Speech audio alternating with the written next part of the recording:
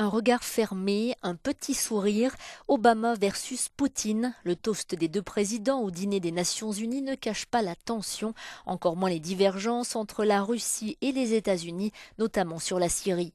Vladimir Poutine et Barack Obama se sont confrontés sur un terrain neutre, le siège de l'ONU à New York. Chacun a déployé ses armes dans un combat dialectique devant l'Assemblée générale.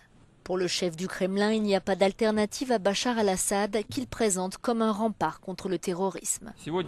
Aujourd'hui, nous fournissons une assistance militaire et technique à la fois en Irak et en Syrie. Nous pensons que c'est une énorme erreur de refuser de coopérer avec le gouvernement syrien. Nous devons finalement reconnaître que personne d'autre, à part les forces armées du président Assad et la milice kurde, ne combattent réellement le groupe État islamique et d'autres organisations terroristes en Syrie.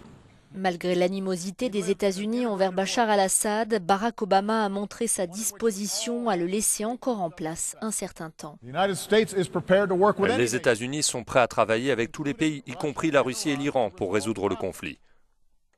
Oui, le réalisme impose la nécessité d'un compromis pour mettre fin au combat et finalement éradiquer le groupe État islamique. Mais le réalisme exige aussi une transition gérée loin d'Assad, avec un nouveau leader.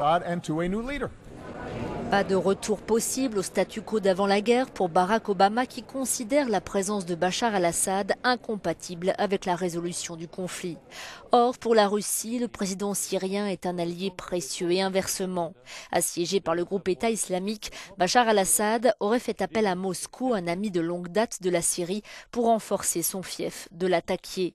En échange, la Russie protège sa base navale de Tartous, la seule en Méditerranée. Moscou aurait aussi agrandi 2 aérodromes pour permettre à ses gros porteurs d'y atterrir.